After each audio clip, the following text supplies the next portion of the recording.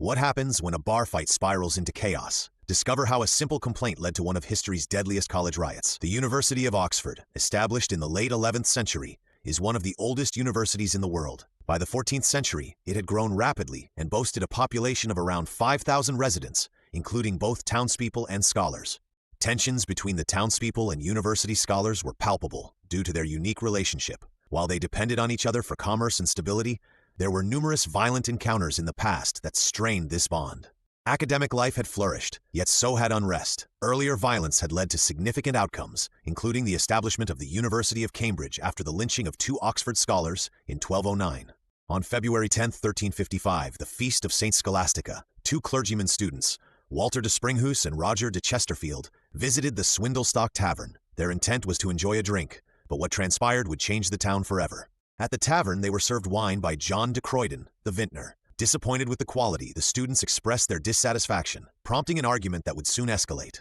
As the argument intensified, Roger de Chesterfield threw his wooden cup at de Croydon. This act ignited a brawl among the tavern patrons, quickly drawing in both locals and students.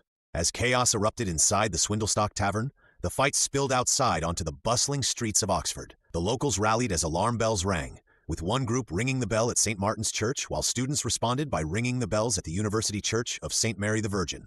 The initial conflict turned into a larger conflict as both sides armed themselves. Students armed with staves and cudgels faced off against townsfolk wielding bows and arrows, creating a scene filled with tension and readiness for battle. Despite the Chancellor of the University, Humphrey de Cheriton, trying to calm nerves and restore order, he was met with hostility. Arrows flew past him, forcing him to retreat, signaling that tensions had escalated beyond everyone's control.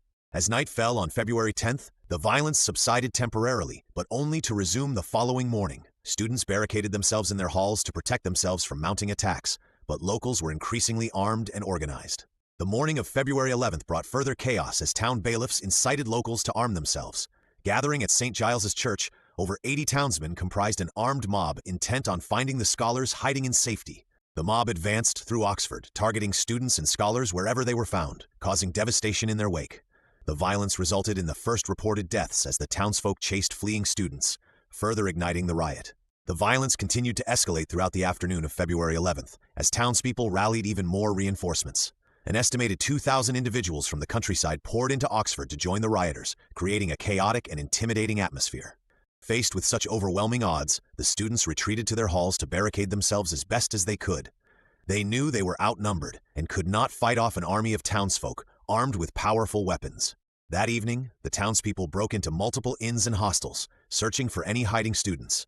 Those found were met with brutal violence, leading 14 more university halls to be sacked poorly. Reports indicated that some students were executed on the spot, and horrifying details spread about clerics being scalped, an utter disgrace that fueled even more hatred between the two sides. By nightfall, the rioters had taken full control of the streets. Student corpses were scattered, many thrown into the Thames or left to rot on the streets, marking a grim end to the second day of chaos. The following day brought little hope, as the townspeople continued their rampage, emboldened by their success. Even with the proclamation from Prince Edward III to cease violence, chaos reignited as mobs attacked multiple student accommodations. The violence of the St Scholastica Day riot reached a tragic conclusion, as tension began to wane by the evening of the third day. Many students had fled Oxford in terror, abandoning their studies and futures amid the chaos that had engulfed their once peaceful university town. As the rioters took full control, buildings that once stood proud as symbols of learning were reduced to ruins. The destruction left a visible scar on Oxford, marking this day forever in its history. Some reports claimed that as many as 63 students had been killed in the violence, a staggering loss for the university community. The number of townsfolk killed was believed to be around 30, making the toll of this conflict painfully evident.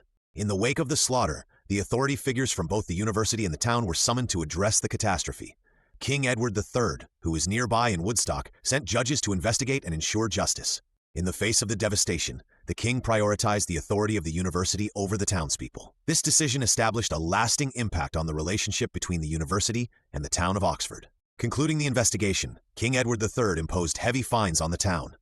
The mayor and bailiffs faced punishment, leading them to the Marshalsea prison in London, as the king reinforced the university's rights. The town was also subjected to an interdict enforced by the Bishop of Lincoln. This mandated restrictions on religious practices, further isolating the townspeople and solidifying the university's newly acquired power. Ultimately, the St Scholastica Day riot changed the course of history for both Oxford and the university. It established a dynamic that kept the university in a position of dominance in the town, a legacy that would endure for centuries.